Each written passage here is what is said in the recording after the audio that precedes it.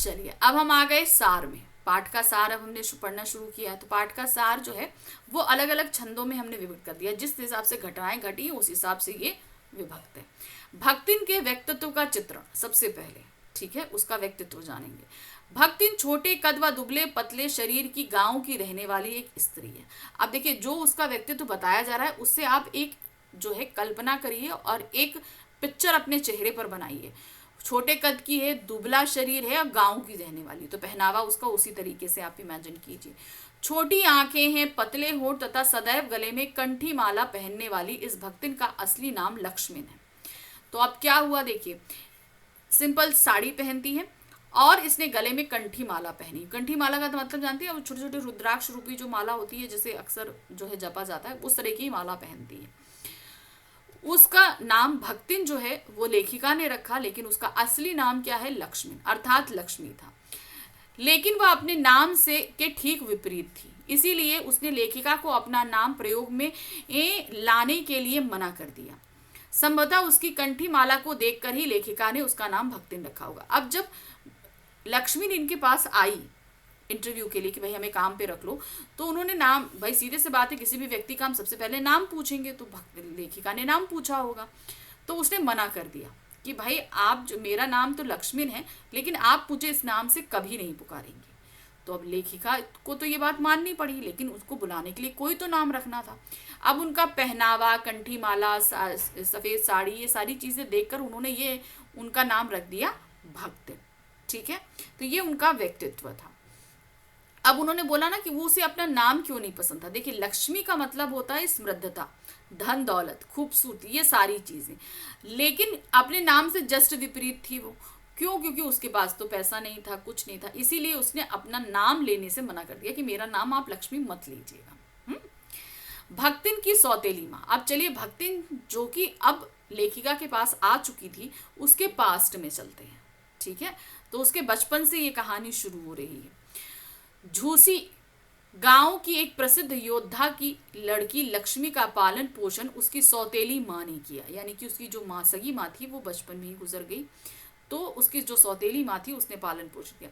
उसकी शादी 5 वर्ष की आयु में, यानी कि लक्ष्मी की शादी किसने, 5 वर्ष की, भक्तिन की शादी 5 वर्ष की आयु में कर दी गई और गौना 9 वर्ष में। जब वो 9 वर्ष की हुई तो उसका गौना कर दिया है। गौने का मतलब ये होता है कि शादी तो हो गई लेकिन लड़की अभी अपने मायके में ही रहती है।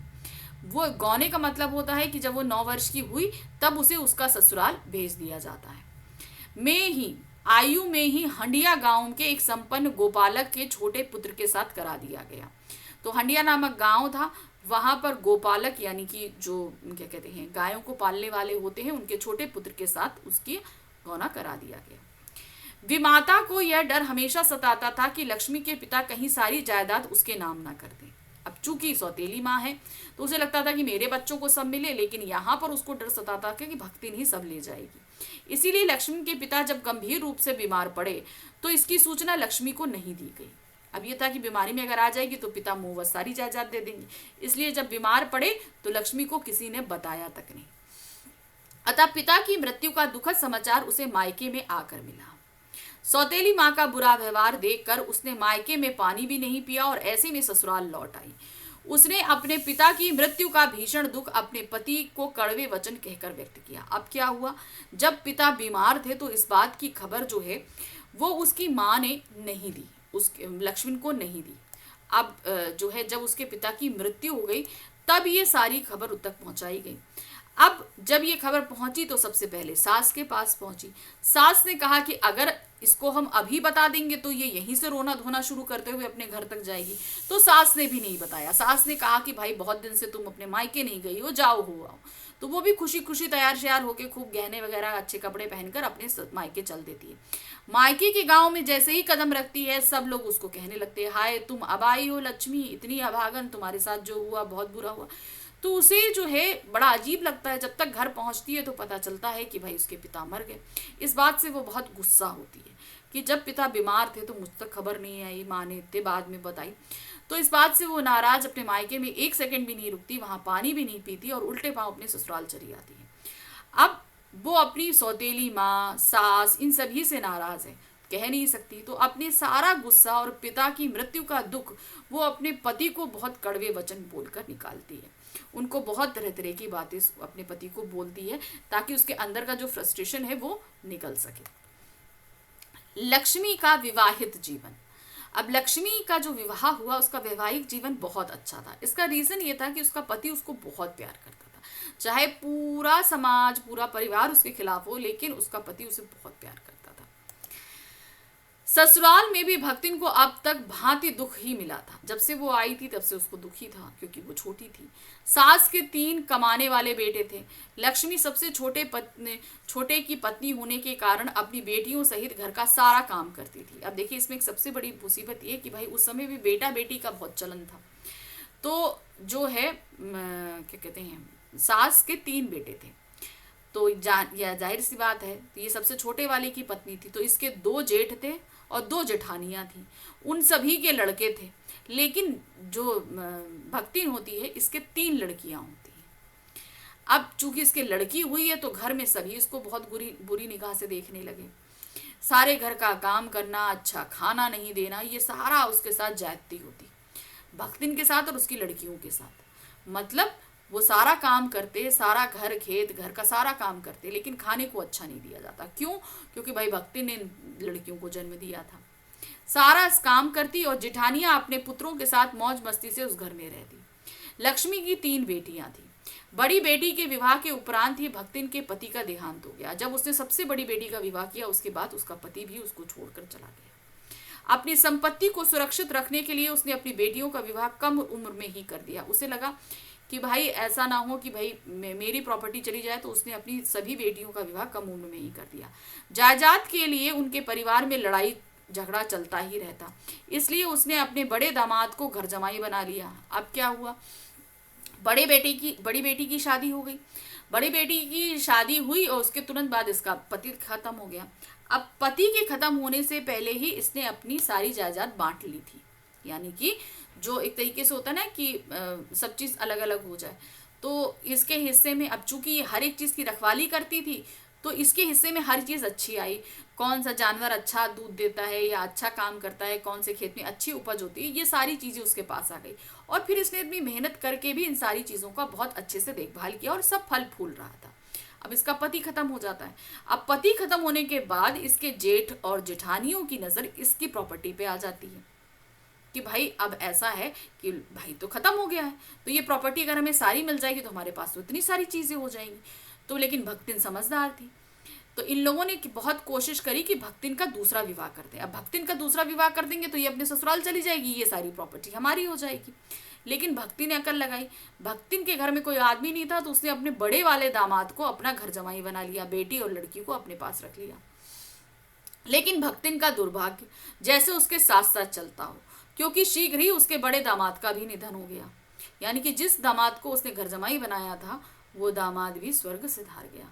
अब फिर से घर में कोई आदमी नहीं, और फिर वही दुखों में घिर गई। यानी कि फिर से उसकी प्रॉपर्टी हथियाने के तरह तरीके से जो है वो कोशिश होने लगी। बड़े जेठ का लड़का भक्तिन की संपत्ति पाने के उद्देश्य से उसके साले से अपनी बेटी का विवाह करवाना चाहता था। अब क्या हुआ, जो बड़ा वाला जेठ था उसका जो लड़का था उसको क्या बोलेंगे, जिठौत। याद रखना, जेठ का बेटा क्या है, जिठौत। तो जिठौत का जो साला था उसने उससे भक्तिन की बड़ी बेटी की शादी कराना चाहता था कि भाई हम शादी करा देंगे तो इस तरीके से घूम के प्रॉपर्टी हमारे पास आ जाएगी। तो उसने ये कोशिश करनी शुरू कर दी, लेकिन उसकी मंशा को भांपते ही लड़की ने विवाह करने से मना कर दिया। वो समझ गया कि भाई ये प्रॉपर्टी के लिए हो रहा है। लड़की ये बात समझ गई। जैसे ही उसने समझी ये बात, उसने वो शादी करने से मना कर दिया कि भाई मैं इस लड़के से शादी नहीं करूंगी। भाई लड़का भी सही नहीं था, पूरा दिन जो है वो बटेरबाजी करता रहता था, इधर आवारा घूमता रहता, कोई काम धंधा नहीं करता था। जेठ के लड़के का साला लक्ष्मी की बड़ी बेटी से शादी करने की जिद में जबरदस्ती घर में घुस गया। अब क्या हुआ कि लड़की ने तो मना कर दिया कि हम शादी नहीं करेंगे, लेकिन अब क्या हुआ, जेठों ने और जेठानियों ने, जेठौत ने मन के एक षड्यंत्र रच डाला। क्या रच डाला भाई, एक दिन ये लड़की घर में अपने अकेली थी, तो वो साले को पीछे घुसा दिया घर के अंदर और बाहर से कुंडी लगा दी। अब बाहर से कुंडी लगा दी तो जब ये सारा कर दिया, इसके बाद जो है पंचायत के लोगों को बुला लिया। फिर उसके बाद कुंडी खोली, कहते देखो ये दोनों रूम के अंदर अकेले थे। तो इस तरीके से जो ये हुआ, तो लड़की बोली कि भाई ये जबरदस्ती घुसा था और इसके निशान भी उस लड़के पे थे, जो साला घुसा था ना उस पे थे, उसको खूब लड़की ने खूब मारा कूटा था। तो कहते चाहे वो अपनी मर्जी से घुसा हो, चाहे तुम्हारी मर्जी से घुसा हो, चाहे जबरदस्ती घुसा हो, तुम दोनों एक साथ एक रूम में थे, इस नियम के हिसाब से तुम दोनों की शादी होगी। और पंचायत ने लड़की की बात नहीं सुनी, भक्तिन की बात नहीं सुनी और ये शादी करा दी। तो देखिए क्या जबरदस्ती घर में घुस गया। तो बड़ी लड़की ने उसे अच्छी तरह पीटा। उस युवक ने भी सभी से झूठ बोला कि इस लड़की ने ही मुझे बुलाया था। उनकी बातों में आकर पंचायत ने भी उन्हें पति पत्नी की तरह साथ रहने का निर्णय सुना दिया कि भाई अब तुम्हें शादी करनी पड़ेगी क्योंकि तुम दोनों एक रूम में एक साथ रहे। उन्हें दुखी होकर भी पंचायत का निर्णय मानना पड़ा। लक्ष्मण और उसकी बेटी राजी नहीं थे, लेकिन तब भी उन्हें पंचायत का वो फैसला मानना पड़ा। किंतु अब घर में गरीबी रहने लगी, झगड़े होने लगे तथा लगान समय पर ना चुका पाने के कारण जमींदार ने भक्तिन को दिन भर धूप में खड़े रखने का दंड दिया। इस अपमान और कलंक को भक्ति सह न सकी और वह कमाने के उद्देश्य से शहर चली आई।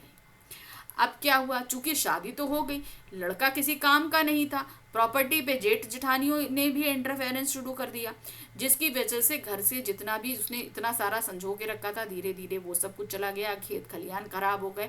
मतलब ये कंडीशन हो गई कि लगान चुकाने के लिए भी उसके पास पैसे नहीं बचे थे। तो जमींदार ने एक दिन उसको दंड के रूप में पूरा दिन धूप में खड़ा रखा। अब भक्तिन थी स्वाभिमानी, उसे इस चीज के लिए बहुत अपमान होता है, तो वो सब कुछ छोड़ छाड़ के शहर आ जाती है कमाने की मंशा से कि अब हम यहाँ रहकर कमाएंगे। भक्तिन का शहरी जीवन। अब जब वो घर यहाँ आ गई तो यहाँ से क्या शुरू हुआ, शहर में भक्तिन लेखिका के पास रहकर उसके घर के काम आदि करने लगी, क्योंकि काम के लिए लेखिका ने रख लिया था उसे। सुबह के समय भक्तिन नहाकर लेखिका की धुली धोती पहनकर 2 मिनट जप करती और सूर्य एवं पीपल को अर्घ्य देती, फिर खाना बनाती। अभी इसका रूटीन था डेली का। भक्ति दूसरों को तो अपने जैसा बनाने को तैयार रहती, परंतु स्वयं को बदलने के लिए तैयार नहीं रहती। मतलब दूसरों को अपने जैसे बना ले कि जब तब करो, जैसा मैं खाऊं ऐसा रहो, सब कुछ करो, लेकिन अपनी व्यक्तित्व में कोई सुधार करने को तैयार नहीं होती थी। उसने लेखिका को गांव में खाए जाने वाले साधारण भोजन की विशेषता बताई और वह गांव भांति लेखिका को ओए कहकर बुलाती थी। यानी कि जिस तरीके से उसका गांव का रहन सहन था, खाना था, सब कुछ वो उस तरीके से करती, बोली भी उसी तरीके से करती। तो धीरे धीरे लेखिका भी उसी के रंग ढंग में रंग गई थी। भक्तिन के तर्क वितर्क करने संबंधी गुण। अब तर्क में उससे कोई जीत नहीं सकता था, हर चीज हर बात का काट उसके पास मौजूद था। लेखिका जब रुपयों को इधर उधर रख देती तब भक्तिन उन्हें इकट्ठा कर मटकी में डाल देती थी और लेखिका के पूछने पर वह शास्त्रार्थ करती हुई कहती कि रुपयों को उसने संभाल कर रखा। जैसे होता है घर में इधर उधर पड़े तो उसे संभाल के रख दिया कि भाई जरूरत के समय काम होगा। तो लोग कहते हैं कि भाई ये तो चोरी है, कहते नहीं चोरी नहीं है, ये बेवक्त के लिए काम आने वाला धन है, तुमने इधर उधर डाल दिया तो हमने संभाल के रख लिया। इस प्रकार उसने सिर मुंडवाने की बात पर भी लेखिका से कहा कि सिद्ध सिर मुड़ाकर तभी तीर्थ जाते हैं। अब क्या हुआ, लेखिक जो भक्तिन थी वो विधवा थी, तो उस समय के नियम कायदे के अनुसार जो विधवा स्त्रियां होती थी उन्हें हर बृहस्पति को सिर मुंडाना होता था। तो वही काम वो भी वहां करती थी, नाई आता था, सिर मुंडाया जाता था हल्दी लगा के। लेकिन भाई लेखिका ने बोला कि नहीं भाई ये सब नहीं करो, नहीं अच्छा होता। तो उन्होंने बोला कि नहीं, मैं तो सिर मुंडाऊंगी, क्योंकि क्या कहते हैं हमारे वेद पुराणों में लिखा है कि जो लोग तीर्थ जाते हैं वो सिर मुंडा कर जाते हैं, तो सिर मुंडाना एक अच्छी बात है। ये बात उसने लेखिका के सामने सिद्ध कर दी। तो यानी कि उससे तर्क में कोई जीत नहीं सकता था। लेखिका के हस्ताक्षर करने वाले नियम पर भक्तिन ने बड़े तर्क के साथ उनकी बात यह कहकर टाल दी कि यदि वह पढ़ने लगी तो गृहस्थी कौन चलाएगा। अब लेखिका ने एक बार जो है वो एक नियम निकाला। क्या नियम निकाला कि भाई सभी लोग हस्ताक्षर यानी सिग्नेचर करके ही अपनी सैलरी उठाएंगे, क्योंकि उनके ज्यादातर जो सेवक सेविका थे वो अनपढ़ थे। ये नियम लगाने की वजह से लेखिका का सिर्फ एक ये तर्क था कि भाई हमारे जितने भी सेवादार हैं, जितने भी सेवक सेविका हैं, वो पढ़ना लिखना सीख जाएंगे। लेखिका ने भक्तिन ने इस पे भी तर्क लगाया। उसने कहा कि अगर भाई हम पढ़ना लिखना सीखेंगे तो घर के काम कौन करेगा। तो इस तरीके से जो है लक्ष्मण पढ़ने से भी बच जाती थी। लेखिका के प्रति भक्तिन का सेवा भाव, बहुत ही ज्यादा सेवा भाव था। वो मतलब समझ लो एक तरीके से स्वामी भक्त जो हनुमान जी को भी उसने पीछे छोड़ रखा था। लेखिका के साथ भक्तिन हर समय उपस्थित रहती, जिससे लेखिका का जिस किसी भी चीज की आवश्यकता होती वह उसकी मदद कर सकती। यानी लेखिका लिखने बैठे तो वो दवात लाके दे दे, कागज लाके देते, इधर उधर ढूंढे तो ये फाइल वो फाइल देख दे। मतलब वो हमेशा रहती कि किसी तरीके से लेखिका की मदद करती रहे। वह लेखिका के लिए भोजन का प्रबंध करती, उनके कपड़े धोती, उनकी पुस्तकों को तरीके से रखती, आदि कार्य करती। वह लेखिका के साथ बद्रीनाथ व केदारनाथ भी गई, मतलब कि इतनी मुश्किल रास्तों पे भी गई। भक्तिन की बेटी और दामाद जब उसे बुलाने आए तो वह लेखिका को छोड़ने का मन ना बना पाई। भाई क्या हुआ कि जो है लड़ाई छिड़ गई, तो ये हुआ कि सब इनको अपने अपने घर भेज दिया जाए। तो लड़की दामाद आए बुलाने के लिए, तो उसने मना कर दिया कि मैं नहीं जाऊंगी भक्तिन लेखिका को छोड़ के। लेखिका के सामने भक्तिन ने धन के महत्व को भी कम कर दिया। वह लेखिका के लिए अपना सब कुछ लुटाने को तैयार थी। अब चूंकि युद्ध छुड़ चुका था, तो अब लेखिका जो है वो अंग्रेजों के खिलाफ भी थोड़ा बहुत लिखती थी, तो ये था कि अंग्रेज इन्हें पकड़कर जेल में डाल देंगे। एक कंडीशन ये भी आई। तो जब भक्तिन को इस चीज का पता चला, तो भक्ति ने कहा कि ऐसा है कि आप हमारे साथ गांव चलो, मैं वहां पे आपके लिए एक बढ़िया सा फुहार का बेड बना दूंगी, 2 कीले लगाकर तख्ते, आपकी किताबें रखने के लिए एक टेबल बना देंगी। मतलब उसने कहा कि मेरे पास जितना धन है वो सारा मैं आपको दे दूंगी, आप वहां पर चलकर रहो। मतलब इतना ज्यादा वो सेवा भाव रखती थी। भक्तिन और लेखिका के गुण संबंध, यानी कि आपस में यहाँ पर स्वामी और सेविका का संबंध था ही नहीं, उससे कहीं ज्यादा गहरा संबंध था इन दोनों के बीच में। इन दोनों के बीच में स्वामी और सेविका का संबंध न रहकर आत्मिक संबंध विकसित हो चुका था। भक्तिन लेखिका के परिचितों को सम्मान लेखिका की इच्छा अनुसार ही करती थी। यानी कि उनके घर में जो लोग आते उनका सम्मान लेखिका जिस तरीके से करती थी उसी तरीके से भक्तिन भी करती थी। भक्तिन छात्रावास की बालिकाओं को चाय इत्यादि बनाकर देती थी। लेखिका चाहकर भी भक्तिन को अपने से दूर नहीं कर पाती थी। मतलब उन्होंने सोचा कि भाई उनका देहातीपन मुझे चढ़ रहा है, तो उससे अच्छा है कि मैं इनको थोड़ा सा इनसे दूर हो जाऊं, लेकिन लेखिका उनसे दूर नहीं हो पाई। भक्तिन लोगों के लंबे बाल और अस्त व्यस्त वेशभूषा देखकर टीपा टिप्पणी भी करती थी, यानी कि लोगों का जो रहन सहन देखकर उस तरीके से। इस प्रकार भक्तिन और लेखिका के बीच अत्यंत गूढ़ संबंध स्थापित हो चुका था। तो ये पूरा संस्मरण लेखिका ने लिखा तो लेकिन इन्होंने भक्तिन के अंत के बारे में कुछ भी नहीं लिखा। इसके ना लिखने का सबसे बड़ा कारण था कि वो लेखन में भी भक्तिन को अपने आप से अलग नहीं करना चाहती थी। तो यहीं पर उन्होंने ये पूरा अपना ये संस्मरण खत्म किया। लेकिन लेखिका का क्या, भक्तिन का क्या अंत हुआ, ये बात हमें कहीं पर भी इन्होंने इस पाठ में नहीं बताई।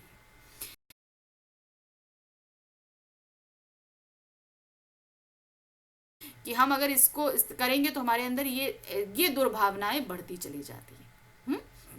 चलिए अब देखते हैं हम पाठ का सार। पाठ के सार में हम क्या देखने वाले हैं। लेखक ने क्या है, बढ़ता हुआ उपभोक्तावाद। उपभोक्तावाद क्या होता है, जैसे हमारे आसपास बहुत सारी चीजें हैं, बहुत अलग अलग ब्रांड्स हैं, बहुत ही वेरिएशन ऑफ जो प्रोडक्ट्स हैं वो हमारे सामने दिए गए हैं। हम हर तरह का एक प्रोडक्ट इस्तेमाल करें। जैसे मान लीजिए एक सिंपल हम साबुन के तौर पे देखें तो हम लक्स इस्तेमाल करना चाहते हैं, फिर हम पियर्स इस्तेमाल करना चाहते हैं, फिर हम सिंथॉल इस्तेमाल करते हैं, फिर लिरिक्स इस्तेमाल करना है, डव इस्तेमाल, मतलब हम हर एक क्वालिटी की चीज़ का इस्तेमाल कर लेना चाहते हैं। हम ये नहीं देखते कि क्या चीज़ अच्छी है, हम क्या चाहते हैं कि भाई ये प्रोडक्ट में क्या चीज़ है, ये क्या चीज़ है, हम वो हर एक चीज़ का उपभोग करना चाहते हैं। वही होती है उपभोक्तावाद। लेखक ने उपभोक्तावाद को उदाहरणों द्वारा स्पष्ट किया है। लेखक के एक मित्र बाजार में मामूली सी चीज लेने गए, किंतु बाजार की जगमगाहट देखकर वह अनेक चीजें ले आए और सारा दोष अपनी पत्नी पर लगा दिया। लेखक के अनुसार यह सारा दोष केवल पैसे की गर्मी का था। अब उन्होंने एक बहुत अच्छे माध्यम से बोला कि भाई उनका एक दोस्त गया बाजार में कि जरा सी कोई चीज लानी थी, लेकिन जब लौटे तो उनके पास तो ना जाने कितने सारे पैकेट्स में सामान था। अब उन्होंने ये सारा दोष किस पे धरा, उनकी पत्नी पर। लेकिन ये मत सोचिए कि उनकी पत्नी का दोष था, दोष था पैसे का।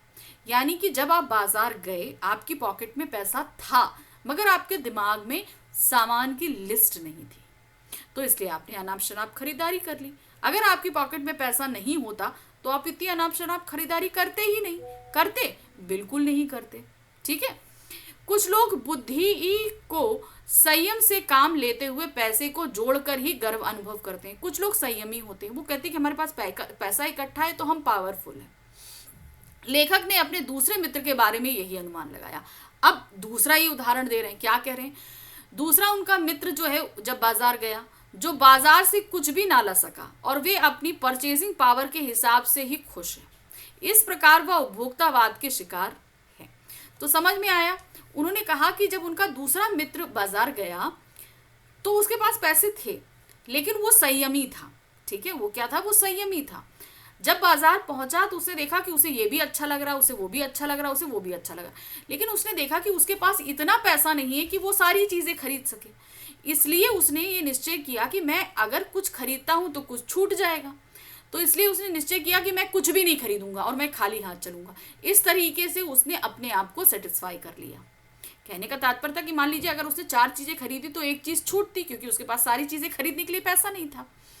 तो उसने कहा कि मैं वो एक चीज भी क्यों छोड़ूं, इसलिए उसने निश्चय किया कि मैं सारी चीजें छोड़ देता हूं। तो एक चीज को ना लेने का दुख दे लेने से अच्छा है कि कुछ भी ना लेने के सुख से हम सही रहें। अब आते हैं बाजारवाद का प्रभाव। बाजारवाद अपने आप में बहुत महत्वपूर्ण है। लेखक के मित्र ने भी बाजार की चकाचौंध को ही दोषी माना। अब देखिए आजकल के बाजार क्या रहते हैं, इतने बढ़िया डेकोरेटेड रहते हैं कि हम कोई चीज छोड़ नहीं पाते। तो जब उनके मित्र बहुत सारा सामान लेकर आए थे तो उन्होंने दोष क्या दिया कि भाई बाजार इतना आकर्षक लग रहा था। जो लोग इस चकाचौंध के शिकार हो जाते हैं वे बुरी तरह फंस कर अपना ही नुकसान कर बैठते हैं। इसका दूसरा उदाहरण यह है कि लेखक का एक मित्र बाजार की चकाचौंध में इस प्रकार फंसा कि दिन भर घूमने के बाद भी बाजार से कोई वस्तु नहीं ला पाया, जो हमने अभी आपको बताया जिस मित्र। इसका कारण उसने लेखक को यह बताया कि बाजार में सभी कुछ उसे पसंद आया, किंतु वह कोई 2 वस्तु लाता तो 2 वस्तुओं को उसे छोड़ना पड़ता और वह कुछ भी छोड़ना नहीं चाहता था, इसीलिए वह कुछ भी नहीं खरीद पाया। तो मतलब 2 चीजें लाता तो 2 चीजें छोड़नी पड़ती, इसलिए उसने कुछ नहीं खरीदा। इसका लेखक ने यह अर्थ निकाला कि यदि हमें अपनी आवश्यकता का पता नहीं हो तो हम यह निर्णय नहीं ले पाएंगे कि हमें क्या खरीदना है और क्या नहीं। इसका परिणाम भी अच्छा नहीं होगा। मतलब जब आप बाजार जाओ तो आपको पता होना चाहिए कि आपको क्या चीज खरीदनी है और क्या चीज नहीं खरीदनी है। इस चीज का ज्ञान होना पहले जरूरी है। बाजार का जादू और लेखक की राय। अब लेखक हमें कुछ सजेस्ट भी करेंगे। पहले तो हमें जादू के बारे में समझाते हैं। ये जादू काम करता है आंखों के सहारे। लेखक के अनुसार बाजार का जादू खाली और भरी जेब दोनों पर चलता है। यानी कि बाजार का जादू जब हमारी जेब खाली हो यानी कि पैसा नहीं हो, और अर्थात जब जेब भरी हो यानी कि पैसा हो, दोनों ही कंडीशन में ये जादू चलेगा। यदि जेब खाली है तो मन भरा हुआ नहीं है, यानी कि मन में कोई भी चीज का डिसीजन नहीं है। अगर जेब में पैसा नहीं है तो हम कुछ डिसाइड ही नहीं करेंगे कि हमें लेना क्या है ना, सिंपल सी बात है। तब भी बाजार अपनी ओर खींचता है, यानी कि बाजार का आकर्षण तो हमें खींचेगा। पैसा नहीं है तो भी क्या है, तो चलो भाई हम ये सामान देख लेते हैं, वो सामान देख लेते हैं। खरीद ना पाए तो ना सही देख तो सकते ही। और यदि जेब भरी है तो खरीदारी तो आप खूब करोगे। और अगर मान लो आपने ये डिसाइड नहीं किया है कि भाई आपको लेना क्या है और आपकी जेब में पैसा है, तब तो आप अगर बाजार पहुंच गए तो समझ लो आपने बहुत खरीदारी कर लेनी, परंतु व्यर्थ की, यानी कि जो खरीदोगे वो बेकार की। उस समय तो आपके अहंकार को सेटिस्फेक्शन दे देगी, लेकिन जब घर लेकर पहुंचोगे तो अरे ये तो मुझे जरूरत ही नहीं थी, इसको मैंने क्यों ले लिया, ये पछताओगे घर पहुंच के। अंततः यह आपके सुख की तुलना में दुखदाई अधिक होगा। यानी कि खरीद तो लोगे, वो आपको पल भर का सेटिस्फेक्शन देगा, आनंद भी देगा, लेकिन जब घर पहुंचोगे तो वो आपको तकलीफ देगा। व्यर्थ की चीजों की खरीदारी से बाजार का जादू और ज्यादा प्रभावी हो जाता है। लेखक के अनुसार आपको बाजार तभी जाना चाहिए जब आप निर्णय ले चुके हो कि आपको क्या खरीदना है। मतलब मार्केट में एक लिस्ट बना के जाओ कि आपको लेना क्या है। मन को बलपूर्वक दबाना भी उचित नहीं है, यानी कि आपको जबरदस्ती दबाना ही नहीं पड़ेगा, क्योंकि जब आप बाजार पहुंचोगे तो आपको पता है ये लेना, ये लेना, ये लेना, ये लेना, ये लेना। आप अपने जरूरत के सामान की जगह पे जाओगे, वो सारी चीजें खरीदोगे, पैसा खत्म करोगे। इससे ना आपके दिमाग में फालतू की चीजें आई, ना आपको मन को दबाना पड़ा, आपका पैसा सही जगह खर्च हुआ, और ना ही पैसे खरीदने के बाद आपको इतना दुख का सामना करना पड़ेगा, और मन को इतनी भी छूट ना होगी कि आपके पीछे चलने लगे। हालांकि मन के प्रयोजन को भी ध्यान में रखकर चलना चाहिए कि मन क्या चाहता है। कभी कभी थोड़ा बहुत हमें यह भी ध्यान रखना चाहिए। लेखक के अनुसार बाजार जाने से पूर्व ही मन में यह दृढ़ निश्चय कर लेना चाहिए कि हमें क्या खरीदना है। जैसे बाजार जा भाई, हम बाजार किसी भी काम से हम जाते हैं तो उसका एक प्रयोजन हमें पता है कि हम इस जगह पर क्यों जा रहे हैं। तो वही बाजार जा रहे हैं तो डिसाइड करो कि भाई क्यों जा रहे हो, क्या लेना है। इससे व्यक्ति बाजार की चकाचौंध में अपने आप को बचा पाएगा और उसके द्वारा खरीदी गई वस्तु उसे आनंद प्रदान करेगी। ठीक है, अब आते हैं क्या, जीवन को श्रेष्ठता से जीने की कला। अब यहां पर हम भगत जी के माध्यम से सीखने वाले हैं जीवन को सही तरीके से सीखा कैसे जिया जाता है। लेखक के अनुसार व्यक्ति को अपने मन को नियंत्रित कर जीवन के सभी महत्वपूर्ण निर्णय सोच विचार करके लेने चाहिए। लेखक के अनुसार चूर्ण बेचने वाले भगत जी का जीवन एक आदर्श जीवन है। भगत जी का चूर्ण इतना लोकप्रिय है कि यदि उसे व्यवसायिक दृष्टि से बेचते तो माला माल हो जाते, किंतु भगत जी निश्चित समय पर अपने घर से निकलते थे और जब तक उनके चूर्ण की बिक्री 6 आने की कमाई हो जाती थी तब तक वे चूर्ण बेचते और फिर उसके बाद वे मुफ्त में ही चूर्ण बालकों में बांट देते। उन्होंने कभी भी अधिक कमाई करने की नहीं सोची। भगत जी का भले ही अक्षर ज्ञान शून्य हो किंतु लेखक उन्हें विद्वान मानते हैं। तो अब उनके पड़ोस में एक रहते हैं भगत जी, जो कहने को अनपढ़ है लेकिन उनका अनुभव बड़ा अच्छा है, क्योंकि वो उनका जो चूर्ण है वो बहुत फेमस है, लोगों को बहुत पसंद आता है। अगर वो उसे बिजनेस करने चलते तो वो बहुत ज़्यादा माला माल होते, लेकिन वो बिजनेस माइंडेड नहीं है। वो सिर्फ अपनी ज़रूरत देखते हैं। उनके दिन भर की ज़रूरत है 6 आना, जिसमें उनके प्रोडक्ट की कॉस्ट भी निकल जाती है और उनकी ज़रूरत भर का पैसा भी उन्हें मिल जाता है। तो वो चूर्ण बनाते, मार्केट में लेके जाते और वो चूर्ण तब तक बेचते जब तक उनके पास 6 आने की कमाई नहीं हो जाती। और जैसे ही उनके पास 6 आने आ जाते, उनके पास जितना भी चूर्ण बचा होता वो बच्चों में फ्री में बांट देते। तो ये उन्होंने एक मिसाल के तौर पे एक ऐसे व्यक्ति को हमारे सामने रखा जो बहुत ही आत्मसंतुष्टि व्यक्ति है। उसे पता है कि उसका खर्चा कितना है या उसकी लागत कितनी है, उतना वो निकालता और उसके बाद वो सारा सामान फ्री में बांट देता। तो इस तरीके से उन्होंने एक जीवन जीने का तरीका बताया कि हमें उतनी ही चीज़ों का उपभोग करना चाहिए जितना हमें ज़रूरी है। उससे ज़्यादा पाने की कामना हमें लालची बना देती है और ये लालच हमें जीवन में आगे कष्ट देता है। भगत जी को बाजार की चकाचौंध भी अपनी ओर आकर्षित नहीं कर पाती। अब भगत जी के जरिए ही उन्होंने, जैसे हम लोग होते हैं बाजार में जाते हैं, ये चीज़ देते हैं वो चीज़ देते हैं, उसके आकर्षण में फंस जाते हैं, लेकिन भगत जी के माध्यम से वो ये हमको बताएंगे कि वो बाजार के चकाचौंध में भी नहीं फंसते हैं। कितने संयमी व्यक्ति हैं, क्योंकि वो एक विवेकपूर्ण निर्णय लेने वाले व्यक्ति हैं। कई बार यदि कोई मोटर धूल उड़ाती हुई जाती है तो हम सोचते हैं काश हम भी किसी अमीर व्यक्ति के यहाँ पैदा होते तो हम भी कार में जाते, किंतु यह सोच भगत जी को अपनी ओर नहीं खींचती। भगत जी के पास ऐसा कौन सा बल है जिसने उनके सामने तमाम व्यंग शक्ति असफल हो जाती है। लेखक उस बल को भी कोई नाम नहीं दे पाता। ऐसे व्यक्तियों को आध्यात्मिक, आत्मिक, धार्मिक और नैतिक बल होता है। वास्तव में केवल निर्बल व्यक्ति ही धन की ओर झुकता है। तो उन्होंने यहाँ पर भगत जी के माध्यम से हमें एक व्यक्तित्व के सशक्तिकरण के ऊपर भी एक बहुत अच्छी चीज़ बताई। उन्होंने कहा अपने आप को दृढ़ निश्चयी कीजिए। वो बताते हैं कि भगत जी जो है वो चूर्ण का सामान लेने के लिए चौक बाजार जाते हैं। तो चौक बाजार में सीधे परचून की दुकान में जाते और वहां से उन्हें जो चीज़ लेनी होती लेते और सीधे वो वापस घर चले जाते। बाजार की चकाचौंध अपनी जगह धरी की धरी रह जाती, वो उन्हें अपने आकर्षण में फंसा ही नहीं पाती।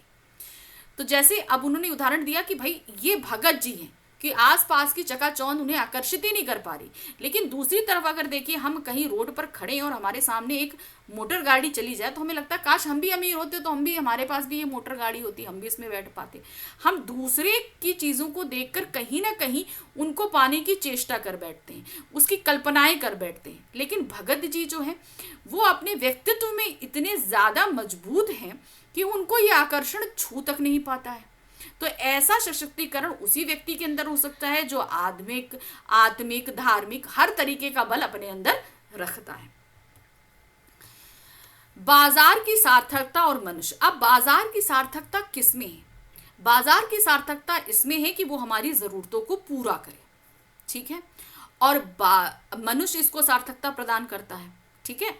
देखिए क्या लेखक के अनुसार बाजार को सार्थकता वही व्यक्ति दे पाता है जिसे यह पता होता है कि उसे कब, क्या और कितना खरीदना है। यानी कि हमें पता हो कि हमें बाजार से लेना क्या है, कितना लेना है और कब लेना है।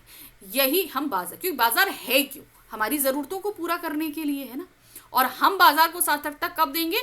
जब हम अपनी जरूरत की चीज लेकर आएंगे। अनावश्यक वस्तुएं खरीदने वाला व्यक्ति परचेजिंग पावर के गर्भ में बाजार को शैतानी शक्ति और व्यंग शक्ति को बढ़ावा देता है। अब परचेजिंग पावर किस व्यक्ति के पास होती है? जिसके पास पैसा खूब हो। अब वो बाजार को शैतानी शक्ति कैसे प्रदान करेगा? मान लीजिए वो बाजार जाएगा, दुकान वाले के पास जाएगा और बोलेगा मुझे ये कपड़ा चाहिए। अब बाजार दुकानदार क्या सोचता है कि भाई हमारा सामान ज्यादा से ज्यादा कीमत में निकल जाए, तो वो क्या करता है, सामने वाले की जेब देखता है कि भाई इसके पास तो पैसा होगा, तो वो सामान अगर 10 रुपए का है तो वो उस व्यक्ति को 20 रुपए का बताएगा और उससे वो पैसा एक्स्ट्रा ऐंठ लेगा। तो इस तरीके से क्या हुआ, एक तो समाज में अराजकता फैली क्योंकि दूसरा व्यक्ति उसको उतने 20 में खरीद नहीं सकता, दूसरा ये शैतानी शक्ति प्रदान कर रहा है बाजार को, ये भी चीज है ना। लेखक ने अपने 2 मित्रों के उदाहरण दिए। वे बताते हैं कि जो अर्थशास्त्र केवल बाजार का पोषण करता है वह अनीति शास्त्र है, यानी कि जो बाजार सिर्फ और सिर्फ पैसों के बल पे चलता है वो सही नहीं है। यह उपभोक्ताओं को दुख, गरीबी और ईर्ष्या देता है। तो जिनके पास पैसा है वो तो इस बाजार से आनंद ले लेंगे, लेकिन और व्यक्ति जिनके पास पैसा लिमिटेड है उनके अंदर कहीं ना कहीं ईर्ष्या आ जाएगी। ऐसे बाजारवाद को लेखक गलत मानता है। ऐसे में लोगों को आवश्यकताओं का आदान प्रदान नहीं हो पाता, अपितु शोषण और कपट बढ़ता है। तो दुकानदार के अंदर भी कपट आ जाता है कि भाई मैं अपना सामान ज्यादा से ज्यादा में बेच सकूं, है ना। तो इस तरीके से यहाँ पर कहीं ईमानदारी नहीं आती, कपट आ जाता है। तो इस तरीके की उपभोक्तावाद संस्कृति का हमें बिल्कुल भी इस्तेमाल नहीं करना चाहिए। हमें बाजार को सार्थकता देनी चाहिए और उससे सार्थकता प्रदान लेनी भी चाहिए, ठीक है ना। तो ये रहा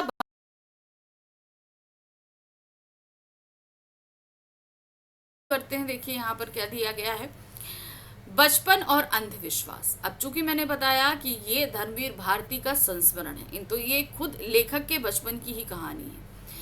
काली मेघा पानी दे नामक पाठ लेखक धर्मवीर भारती द्वारा रचित संस्मरण विधा की एक रचना है। संस्मरण है क्योंकि उन्हीं के साथ घटित हुई है और उन्होंने अपनी यादों से निकाल के यहाँ पर रखा है।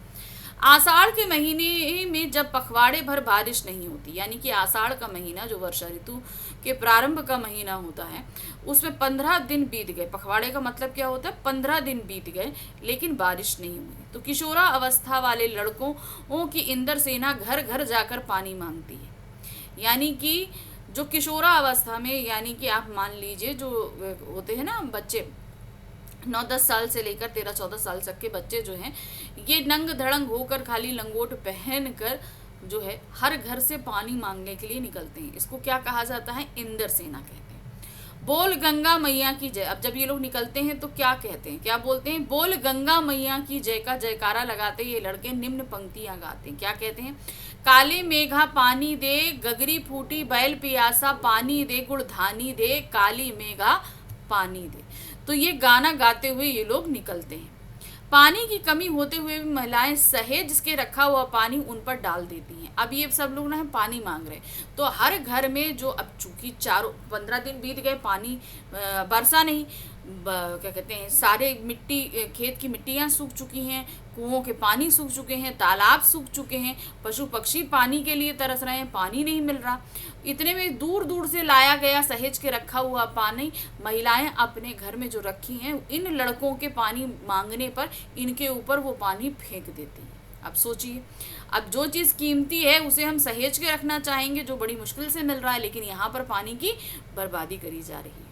पानी डालने के बाद वह कीचड़ में लेटने पे इन बालों के हाथ पे, पैर, पेट, बदन, मुख सब में मिट्टी लिपट जाती है। अब चूंकि इन पे जब पानी डाला जाता है तो ये मिट्टी में जब पानी पड़ता है तो ये उसी में लौटते हैं और इस तरीके से इनके पूरे बदन पे जो है मिट्टी लग जाती है। इनके इसी रूप को देखकर कुछ लोगों ने इन्हें मेढक मंडली का नाम दिया है। अब ये पूरी तरीके से पानी गंदगी में लिपटे हुए रहते हैं, तो जो लोग इस मंडली को पसंद नहीं करते वो लोगों ने इसका क्या नाम रखा है, मेढक मंडली। अनावृष्टि से आशंकित गांव। अनावृष्टि यानी कि कम वर्षा से परेशान गांव। बारिश ना होने के कारण तालाब सूख जाते हैं, घरों के कुओं में भी पानी नहीं रहता। ऐसे में गांव में पानी के बिना कोहराम मच जाता है। जाहिर सी बात है, जब पानी नहीं होगा तो कोहराम तो मचना ही है। बारिश ना होने के कारण लोग इसकी प्रार्थना करते हुए पूजा पाठ भी करते हैं। क्या कर रहे हैं, प्रार्थना कर रहे हैं कि भाई बारिश हो जाए, बारिश हो जाए। खूब पूजा पाठ भी करे जा रहे हैं। पशु पक्षी प्यासे मरने लगते हैं, और यदि इतने पर भी वर्षा नहीं होती तो इंद्र सेना बादलों से पानी मांगने के लिए निकल पड़ती। मतलब चारों तरफ पूजा पाठ अर्चना सब कुछ चल रहा है और उतने भी बारिश नहीं होती, तो आखिरी उपाय होता है इंद्र सेना का निकलना। अब इसे इंद्र सेना क्यों कहा जा रहा है? भगवान इंद्र को वर्षा का देवता कहा जाता है। अब भगवान इंद्र की जो ये सेना निकल रही है, ये भगवान इंद्र के लिए पानी मांग रही है। अब ये पानी कलेक्ट करेगी, इंद्र के पास जाएगी और इंद्र वर्षा करेंगे, ऐसा लोगों का मानना है। इसीलिए ये सब लोग इस पे खुशी खुशी पानी दे देते हैं। तो इंद्र सेना बादलों से पानी मांगने के लिए निकल पड़ती है। ऐसे में लेखक सोचता है कि जब पानी की घर घर में इतनी कमी हो तो महिलाएं इंद्र सेना पर पानी डाल के अपना अंधविश्वास ही प्रदर्शित करती है। तो उन्होंने कहा कि जब चीज़ की इतनी कमी है तो हमें इस पे पानी नहीं फेंकना चाहिए। एक तरीके से ये अंधविश्वास है, ऐसा उनका मानना है। अब लेखक जो हैं खुद हमारे कुमार सुधार सभा के अध्यक्ष रहे हैं। तो अब देखिए क्या है, उपमंत्री हैं वो। लेखक आर्य समाजी होने के साथ ही कुमार सुधार सभा के उपमंत्री भी थे, इसीलिए उनमें समाज को सुधारने का जोश था। तो कुमार सुधार सभा यानी कि समाज में जो कुछ गलत हो रही है उसको कहीं ना कहीं पर सही करने का जो एक जिम्मा होता है वो। अंधविश्वासों के विरुद्ध उनके पास सबल तर्क है। अब बहुत सारे अंधविश्वास होते हैं, तो अब हमेशा जब भी कोई इस तरह का अंधविश्वास होता है तो हमारे लेखक जो हैं उसका हमेशा कोई ना कोई तर्क प्रस्तुत करते हैं। कि अगर मान लीजिए कहा गया कि भाई बिल्ली रास्ता काट गई, तो उसका तर्क देते थे। वह सभी रीति रिवाजों, पूजा अनुष्ठानों को अंधविश्वास मानता है। वह इन सबको पूर्णतः समाप्त होते देखना चाहता है। ये हमारे लेखक हैं। वह समाज में फैले दक्यानूसी विचारों को जड़ से उखाड़ना चाहता है। यानी कि इस तरीके की जो ढोंग है, आडंबर है, ये सारी चीज़ों को वो पसंद नहीं करता और उन्हें समाज से किसी न किसी तरीके से निकाल कर फेंक देना चाहता है। अब आते हैं जीजी का लेखक के प्रति अपनापन। तो लेखक के ही गांव में उनके पड़ोस में एक जीजी रहती थी जो लेखक को अपने बेटे से कहीं अधिक प्रेम करती थी। लेखक की एक जीजी थी, उनकी उम्र लेखक की माँ की उम्र से भी अधिक थी। ठीक है, वह लेखक को बहुत लाड प्यार करती थी। जिन बातों को जीजी मान सम्मान देती थी, लेखक उनको अंधविश्वास कहता था। अब जीजी जो है थोड़ी वो रूढ़िवादी, परंपरावादी, रीति रिवाजों को मानने वाली एक स्त्री थी। अब लेखक को वो जो प्यार करती हैं वो बात तो अलग है, लेखक जिन चीज़ों को अंधविश्वास कहता है वो उन्हीं चीज़ों में विश्वास रखती हैं। लेखक भी सभी त्योहारों पर, पूजा अनुष्ठानों में उनकी मदद करता है। जितने भी पूजा अनुष्ठान होते हैं उसमें हर एक चीज़ का अरेंज करना, सब कुछ करना, और सारे ही पूजा पाठ जो हैं वो जीजी लेखक के द्वारा ही संपन्न कराती थी। लेखक जीजी के तर्कों के सामने निरुत्तर हो जाता था। लेखक ने जीजी के कहने पर इंद्र सेना पर पानी नहीं फेंका। अब क्या हुआ, अब चूंकि इंद्र सेना निकल रही थी तो जो है ये जीजी ने कहा कि ठीक है भाई, ये अच्छा काम वो लेखक से कराना चाहती थी। तो उन्होंने कहा कि भाई तुम पानी फेंक दो। तो लेखक ने मना कर दिया कि नहीं, ये गलत है, ये नहीं होना चाहिए। तो उन्होंने पानी फेंकने से मना कर दिया। तो आखिर में भाई जब जीजी इतना प्यार करती हैं, लेखक मना कर देते हैं, तो जीजी गुस्सा भी हो जाती हैं, थोड़ा सा खफा हो जाती हैं और अपने हाथों से ही पानी डाल देती हैं। जीजी के आग्रह के बाद भी लेखक ने ना तो पानी फेंका और ना ही जीजी के लड्डू मठरी खाए। अब वो जो गुस्सा हो गए, अब जीजी ने पानी फेंक दिया तो वो गुस्सा हो गया कि भाई ये गलत था, आपने क्यों किया। तो जीजी उसको मनाने के लिए लड्डू और मठरी देते हैं, तो वो भी गुस्सा हो जाते हैं कि मैं भी नहीं खाऊंगा, तो वो भी नहीं खाते। कुछ समय तक उसने जीजी से बात भी नहीं करी। अब इस तरीके के व्यवहार के बाद क्या, जब लेखक जीजी से गुस्सा हो गए ना, तो उन्होंने लेखक ने जीजी से बात ही नहीं करी। अब जीजी ने इंद्र सेना पर पानी डाला था। इस तर्क को वो किस तरीके से साबित करती हैं, देखो जीजी के तर्क। अब जीजी ने जो पानी दिया ना, उसको किस तरीके से वो कहती हैं कि जो मैंने किया वो सही है। ये पानी की बर्बादी नहीं, ये पानी का अर्ध है। यानी कि जिस तरीके से हम अर्ध चढ़ाते हैं ना पानी का, तो ये वो अर्ध है। कुछ पाना है तो पहले कुछ देना होता है। दान को सबसे महान कहा गया है, दान के लिए त्याग करना अनिवार्य है। तो उन्होंने क्या कहा कि हमारे वेदों और पुराणों में कहा गया है कि दान जो करना है वो बहुत ही सर्वोत्तम होता है। तो ये पानी की बर्बादी नहीं है, ये हम पानी का दान कर रहे हैं। और जब हमें कोई चीज़ पानी है तो हमें त्याग करना पड़ता है। त्याग का मतलब क्या होता है, ऐसा नहीं कि हमारे पास 4 चीज़ें हैं, एक्स्ट्रा हो गई तो चलो हम 2 चीज़ें दान कर दें, तो वो त्याग नहीं होता। अब हमें अगर जो चीज़ सबसे प्रिय है और हमारे पास कम है, तो उसको भी दान कर देना त्याग कहलाता है। तो अब वही चीज़ कंडीशन हो गई, यहाँ पर पानी कीमती है, हमारे पास कम है, लेकिन तब भी हमने उसको दान में दे दिया, अर्थात उसका हमने त्याग किया। अभाव की स्थिति में किया गया दान ही सच्चा त्याग होता है। भूखे में हमारे द्वारा फेंका गया पानी, सूखे में हमारे द्वारा फेंका गया पानी, पानी की बुआई है। तो अब उन्होंने दूसरी बात यहाँ पर एक चीज़ कही, जैसे किसान है, किसान क्या करता है कि मुट्ठी भर अच्छा अनाज लेकर जमीन में बोता है, फिर कुछ समय बाद उससे 10 गुना 50 गुना जो है वो फसल आती है। वो यही होता है ना। तो वही चीज़ उन्होंने बोला कि हमने पानी की बर्बादी नहीं करी, किसान की तरह हमने पानी की बुआई करी है। भगवान इसका 2 गुना 4 गुना 50 गुना करके हमें वापस करेगा। हम पानी देकर बीज बोते हैं, अर्थात ये पानी का बीज है। तब काले बादलों से पानी मांगते हैं, पहले खुद दो तो देवता तुम्हें 4 गुना 8 गुना करके लौटाएगा। यानी कि पहले हमें देना होगा, तब ईश्वर हमें वो वापस करेगा। एक व्यक्ति का आचरण ही सबका आचरण बनता है। यानी कि अगर मान लीजिए हमने किया है तो सब ऐसा करेंगे तो ही इसमें वृद्धि होती है। ठीक है, तो ये जीजी के तर्क थे। अब इन तर्कों के आगे हमारे लेखक निरुत्तर हो जाते हैं, उनके पास कोई उत्तर ही नहीं रहता इन सारी चीज़ों का, कि वाकई इन सारी चीज़ों का तर्क का कोई उत्तर है, कोई नहीं दे पाते। 50 वर्ष बाद लेखक के विचार। अब ये सारी चीज़ें हो चुकी हैं जब हमारे लेखक छोटे थे। आज उस घटना को घटे 50 साल हो गए और उस 50 सालों में लेखक की सोच और विचार में क्या अंतर आया। देखिए, 50 वर्ष के बाद लेखक ये सोचता है कि हम देश के लिए क्या कर रहे हैं। राजनीतिक स्वतंत्रता मिलने के बाद भी हमें अपने देश के संस्कारों की समझ तक नहीं आ पाई है। हमें स्वतंत्रता तो मिल गई, लेकिन जो एक्चुअल में जो हमारे देश के संस्कार हैं, क्या वो हमारी समझ में आए हैं, क्या हम उनको फॉलो कर रहे हैं? क्योंकि हम तो पाश्चात्य सभ्यता की तरफ भाग रहे हैं ना, हम उनका अंधा अनुकरण कर रहे हैं। अपनी परंपरा, अपनी संस्कृति, अपनी रीतियों को तो हम कहीं ना कहीं भूलते जा रहे हैं। हमारी स्थिति मांगने की तो हर समय बनी रहती है, यानी कि दूसरों का देखा देखी करने की, किंतु त्याग करने में हम पीछे हट जाते हैं। यानी कि किसी को अगर कोई चीज़ देनी है तो हम पीछे हट जाते हैं। लेखक कहता है कि आज आदमी अत्यधिक स्वार्थी हो गया।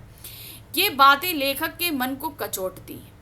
हम चारों ओर फैल रहे भ्रष्टाचार को लेकर बातें करते हैं, यानी कि वहाँ भ्रष्टाचार हो रहा है, यहाँ हो रहा है, लेकिन हम खुद भी तो उसी भ्रष्टाचार को बढ़ावा दे रहे होते हैं। देखिए, लेकिन कभी ये नहीं देखते कि कहीं हम भी तो भ्रष्टाचार के शिकार नहीं बन रहे हैं, यानी कि हम भी तो उस भ्रष्टाचार को नहीं बन पा रहे हैं। यदि हम सोचें तो एक स्तर पर हम सभी स्वयं उसी भ्रष्टाचार का अंग बने हुए पाते हैं। काले मेघा पानी दल दल के दल उमड़ते हैं। अब ये मतलब जब ये होता है ना तो बहुत सारे लोग उमड़ते हैं। पानी झमाझम बरसता है, पर गगरी फूटी की फूटी है। बैल प्यासे के प्यासे ही रह जाते हैं। आखिर कब बदलेगी यह स्थिति? लेखक इन्हीं सब प्रश्नों से अपने आप को घिरा पाता है। अब यहाँ पर इन लाइनों को जरा देखिएगा, यहाँ से लेकर काले मेघा पानी दे से, ठीक है, और प्यासे के प्यारे रह जाते हैं। यहाँ पर उन्होंने द्विअर्थी बात करी है। ठीक है, उन्होंने क्या बोला कि काले मेघा दल के दल उमड़ते हैं, यानी कि सरकार द्वारा बहुत सारी योजनाएं दी जाती हैं, किनको, जिनको जो जरूरतमंद है। पानी झमाझम बरसता है, यानी कि दे इतनी सारी योजनाएं जिनसे इन गरीब वर्गों को बहुत फायदा हो। पर गगरी फूटी की फूटी, अर्थात जो लोग इसके अधिकारी हैं उन तक ये योजनाएं पहुंचने से पहले ही बीच में भ्रष्टाचार इन सारी योजनाओं को खा पी कर खत्म कर जाता है, हजम कर जाता है। और जिन लोगों को इसकी ज़रूरत होती है वो बेचारे प्यासे के प्यासे ही रह जाते हैं, अर्थात उनकी गरीबी पे कोई असर ही नहीं आता है। तो इन्होंने शुरू बात तो करी थी अंधविश्वास से, लेकिन प्रेजेंट समय में भ्रष्टाचार राजनीति से इसको जोड़ते हुए इस पाठ को समाप्त किया। तो इस तरीके से उन्होंने इस पाठ में के अंत तक अपने आप को कई प्रश्नों में पाया कि हमारे चारों तरफ फैले हुए जो इतना ज़्यादा भ्रष्टाचार है वो ख़त्म करना पहले ज़रूरी है, क्योंकि जब वो ख़त्म होगा तभी जो लोग अधिकारी हैं उन तक सही चीज़ें पहुंच पाएंगी।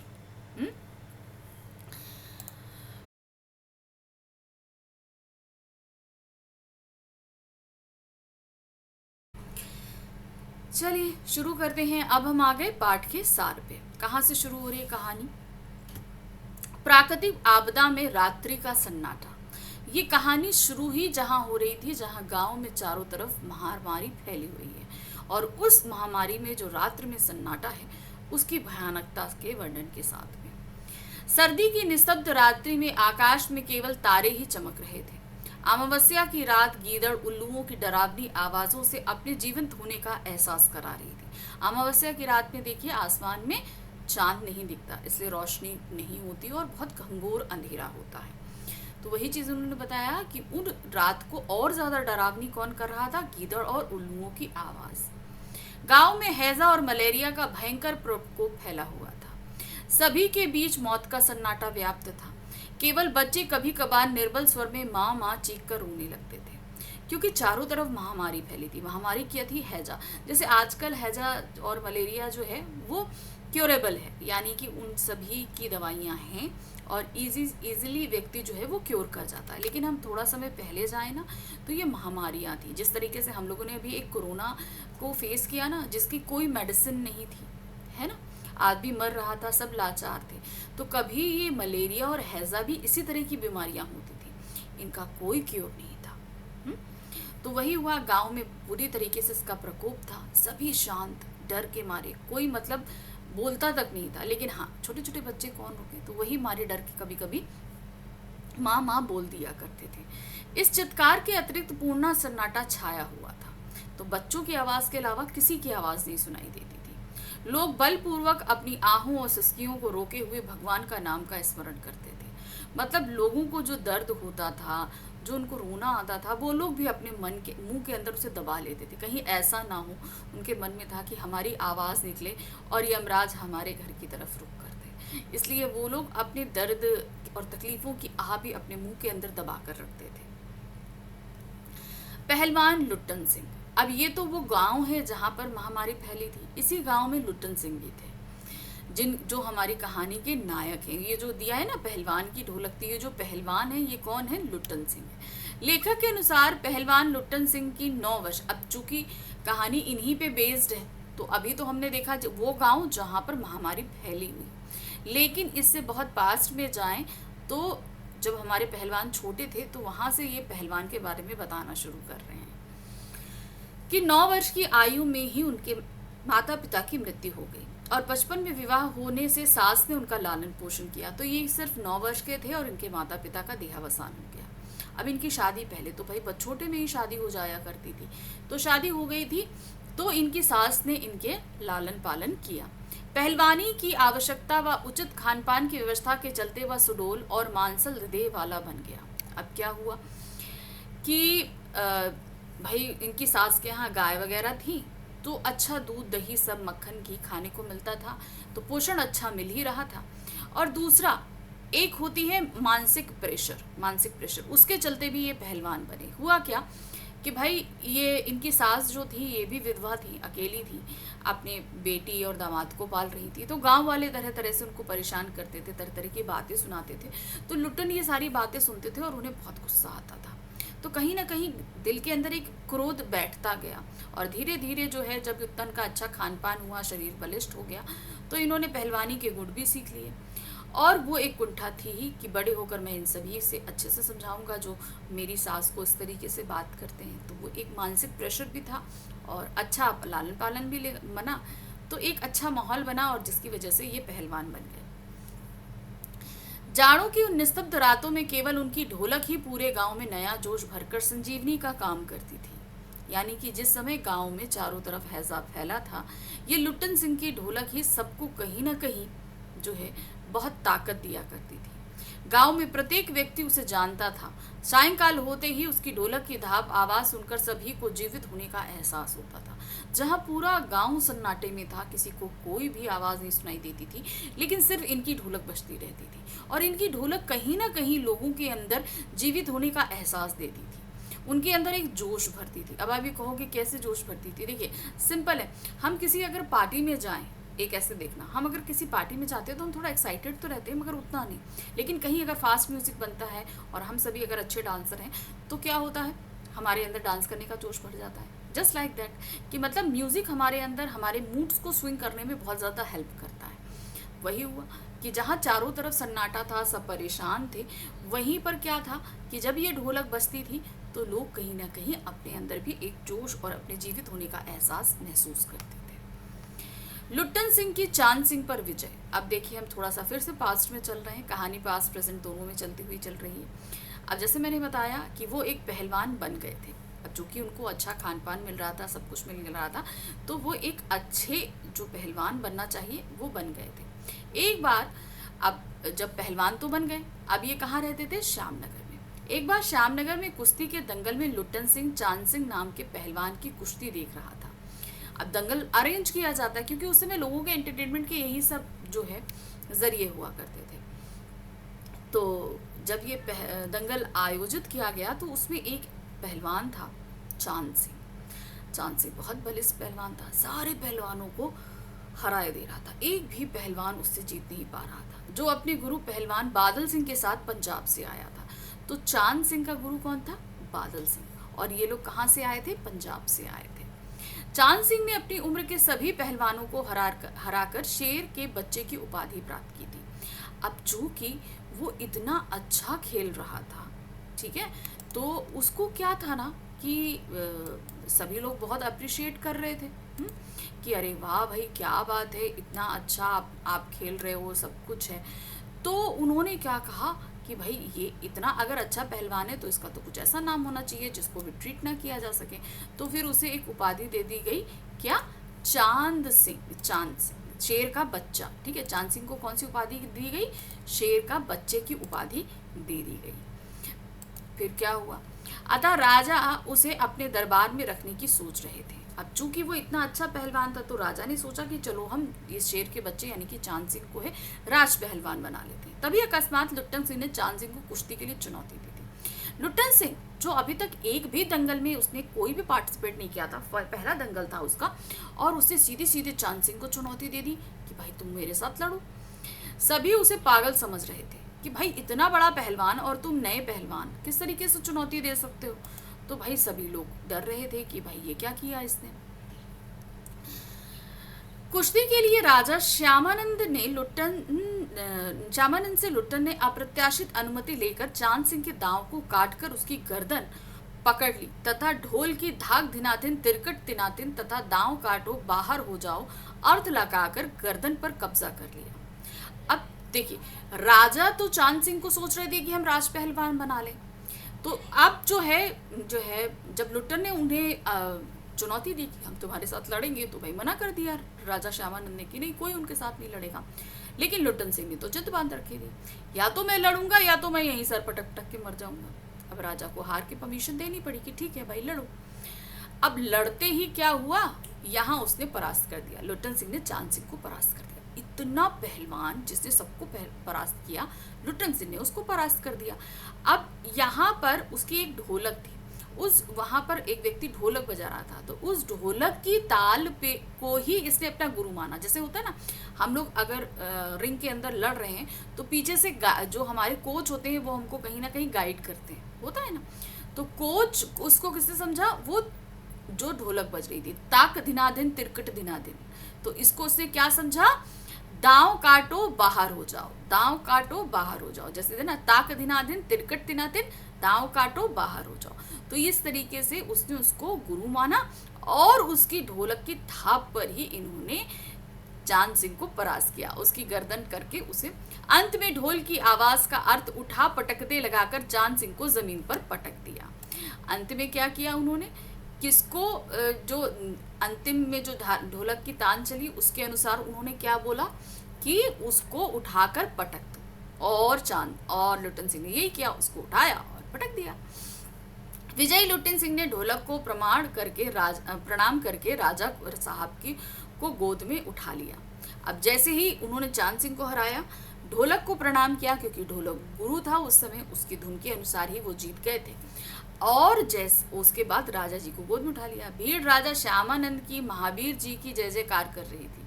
राजा ने प्रसन्न होकर उसको सदा के लिए अपने दरबार में रख लिया। अभी तक राजा श्यामानंद जहां चांद सिंह को जो है वो क्या कहते हैं अपना राज पहलवान बनाने की सोच रहे थे। अब उन्होंने क्या निश्चय किया कि अब वो लुट्टन सिंह पहलवान को अपना राज पहलवान बनाएंगे। अब आते हैं राज दरबार में लुट्टन पहलवान अब पहुंच गए कहाँ? राज दरबार में। राज दरबार में पहलवान के रूप में लुट्टन सिंह को अपना स्थान मिल गया। उसने काला खां पहलवान को हराकर अपनी कीर्ति को दूर दूर तक फैला दिया। फिर उसने एक और पहलवान से लड़ाई करी, वो थी काला खां। वो भी बहुत फेमस पहलवान था। उसको हराकर उनकी ख्याति दूर दूर तक फैल गई कि भाई ये पहलवान बहुत ही ज्यादा अच्छा है। मेले आदि में बच्चों जैसा चश्मा लगाकर वह मदमस्त हाथी की तरह चलता था, तो बचपना उसके अंदर था। राजा जी अब उसको किसी से भी लड़ने की आज्ञा नहीं देते थे, यानी कि अब राज पहलवान से कोई नहीं लड़ेगा, ये फैसला राजा जी ने कर लिया था। लुट्टन के केवल 2 ही पुत्र रह गए थे। मतलब अब लुट्टन भी जब राज पहलवान में बना, उसकी शादी तो पहले ही हो चुकी थी, बचपन में ही हो चुकी थी। फिर उसके 2 पुत्र हुए जो वहीं राज दरबार में पले, क्योंकि उसकी सास व पत्नी का स्वर्गवास हो चुका था। अब सास और पत्नी का स्वर्गवास हो गया, 2 बच्चे बचे थे जो वहीं दरबार में पड़े। वे भी लुट्टन की तरह दरबार में भावी पहलवान घोषित हो चुके थे, यानी कि लुट्टन के बाद अब राज परिवार का दर्जा राज पहलवान का दर्जा अब इन दोनों में से ही किसी को मिलना था, ये पहले से ही घोषित हो चुका था। उनका गुरु कोई आदमी नहीं बल्कि ढोल था। तो जहां लुट्टन ने अपना गुरु उस ढोल को बताया था, वहीं उन दोनों लड़कों का गुरु भी कौन था? वो ढोल ही था, जिसको अखाड़े में उतरने से पहले प्रणाम करने के लिए कहकर लुट्टन सिंह ने पहलवानी के सभी गुण उन्हें सिखा दिए थे। तो पहलवानी के जितने भी गुण होते हैं, बाप होने के नाते उसने अपने पुत्रों को सिखाया, मगर उसको उनका गुरु जो है वो सिर्फ ढोलक को ही रखा।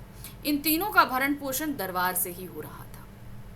तो दरबार में ही भाई सास मर गई, पत्नी मर गई, तो अब ये 3 जो हैं, एक राज परिवार, उनके दोनों बच्चे, इन सभी का भरण पोषण कहाँ हो रहा था? राज परिवार में ही हो रहा था। सत्ता और शासन का परिवर्तन, सब कुछ अच्छा चल रहा था, दूर दूर तक वो फेमस था, सब कुछ था, अच्छा जीवन था। लेकिन अब क्या हुआ? जो राजा श्यामानंद थे उनकी मृत्यु हो गई। अब गद्दी संभाली उनके पुत्र ने। राजा श्यामानंद की मृत्यु के पश्चात विलायत में रहने वाले राजकुमार ने आकर सत्ता संभाली। राजकुमार को घोड़ों की रेस में दिलचस्पी थी। अब जैसे राजा को पहलवानी में दिलचस्पी थी, उनके पुत्र को घोड़ों की रेस में दिलचस्पी थी। उसने तीनों पहलवानों को दरबार से निकाल दिया। गांव में आकर उन्होंने मजदूरी करके अपना जीवन निर्वाह शुरू कर दिया, क्योंकि गांव वाले उनका खर्च सहन नहीं कर सकते थे। अब जब उन्हें दरबार से निकाला गया तो वो वापस वहीं अपने गांव में आ गए। अब गांव में आए तो उन्होंने अपनी झोपड़ी, गांव वालों ने हेल्प, भाई राज पहलवान थे तो इतनी तो हैसियत थी ही, सभी लोग में नाम था, तो उन लोगों ने उनका घर वर ठीक ठाक कर दिया। शुरू में 1 दिन 2 दिन 3 दिन खाना देते रहे, लेकिन भाई 3 पहलवानों का भोजन भी कम नहीं होता। तो गांव में कोई इतना संपन्न भी नहीं था कि भाई डेली उनका खर्चा उठा सके। तो अब क्या करते? तो शुरू में तो गांव वालों ने सब कुछ खाना पीने को दिया, लेकिन फिर उसके बाद बंद कर दिया। फिर इन्होंने जो है एक पहलवानी का स्कूल खोल दिया कि गांव के जितने बच्चे थे वो पहलवानी सीखने आने लगे। भाई पहलवानी सीखने के लिए भाई गुड़ के साथ साथ पौष्टिक भोजन भी चाहिए। अब गांव में इतना संपन्न की नहीं कि सबको इतना अच्छा खाना मिलता हो, तो धीरे धीरे इनकी जो स्कूल कक्षा जो चल रही थी पहलवानी की, उसमें भी स्टूडेंट्स कम होने लगे। तो अब क्या किया जाए? अब इन लोगों ने आसपास की मजदूरी कर करके अपना पेट पालना शुरू किया। तो जैसे तैसे जीवन कट रहा था, लेकिन कट ही रहा था। अब फैल गया गांव में महामारी। अब इस महामारी के प्रकोप में सभी आ गए, यानी कि हमारे लुट्टन और उनके दोनों बच्चे भी। चलिए देखिए क्या हुआ। मलेरिया और हैजे के प्रकोप में गांव में रोज 2-3 लाशें उठने लगी थी। डेली किसी न किसी की मृत्यु हो रही थी। उनको कफन तक मिलना मुश्किल हो गया था। लोगों ने बोलने की शक्ति तक समाप्त हो गई थी। मतलब सभी एक तरीके से निराश हो चुके थे। ऐसे समय में लुट्टन का ढोल ही उनके में प्राण भरता था। एक रात उसने अपने बेटों के कहने पर उठा पटक 2 बजाया, परंतु उसके दोनों पुत्र मृत्यु को हरा ना सके। अब भाई चारों तरफ हैजा फैला था, तो इसका प्रकोप उसके बच्चों पे भी आ गया। दोनों बच्चे बुखार से तड़प रहे थे, और उस तड़पते फीवर में उन्होंने तड़पते बुखार में अपने बाप से उठा पटक 2 जो धुन है वो बजाने के लिए बोली। बाप ने बजाई, बच्चों ने सुनी, और उसके बाद वो भी मौत को चले गए। दोनों बेटे मौत को प्राप्त हो गए। उस दिन लुट्टन ने अपने पुत्रों के शवों को नदी में बहा दिया। भाई पहलवान तो था ही, एक तरफ एक बेटे को कंधे पे डाला, दूसरी तरफ दूसरे को डाला, दोनों को कंधे पे डालकर ले जाकर नदी में बहा दिया, क्योंकि भाई इतना पैसा भी नहीं था कि क्रियाकर्म किया जा सके, तो उन्होंने नदी में बहा दिया, जिससे गांव वालों की हिम्मत भी टूट गई। उन्हें लगा कि भाई लुट्टन ही एक हम लोग के जीवन में एक आस बनाए रखा था। उन लोगों को लगता था कि भाई ये बहुत हष्ट पुष्ट हैं, सब कुछ हैं, इसलिए इनको जो है इस तरह की बीमारी नहीं लगेगी। लेकिन जब उन्होंने देखा कि इतने तंदुरुस्त और हष्ट पुष्ट लोगों को भी बीमारी लग गई, तो एक तरीके से उनकी भी आस टूटी कि सभी के दिन आ रहे हैं। पुत्रों की मृत्यु के पश्चात भी प्रत्येक रात्रि लुट्टन ढोलक बजाया करता था। उसने ढोलक बजाना नहीं छोड़ा था। परंतु एक रात ढोलक की आवाज ना आने पर शिष्यों ने देखा कि पहलवान चित्त पड़े हैं। ठीक है, उन्होंने देखा क्या, पहलवान चित्त पड़े हैं, यानी कि उनकी पीठ जो है वो जमीन की तरफ थी, जैसे हम लोग अमूमन लेटते हैं उस तरीके से थे। उनकी मृत्यु हो चुकी थी। उनकी यही अंतिम इच्छा थी कि जब मैं मर जाऊं तो चिता पर मुझे चित्त नहीं पेट के बल सुलाना। अब देखिए क्या होता है कि लुट्टन सिंह कभी किसी से हारे नहीं, यानी कि अपनी होल लाइफ किसी से भी चित्त नहीं हुए। तो चित्त करने का मतलब होता है जब पहलवान जो पहलवानी कुश्ती करते हैं ना, तो उसमें अगर उनको उनकी पीठ ज़मीन पे टच हो जाए तो इसका मतलब वो हार गए।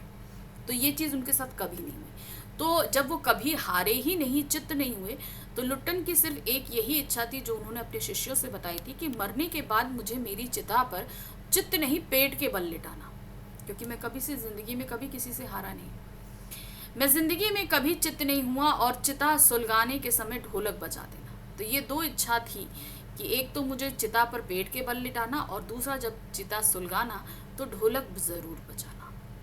और यही उनके शिष्यों के मुताबिक जब गांव वालों को बताया गया तो गांव वालों ने वैसा ही किया। तो ये थे हमारे पहलवान।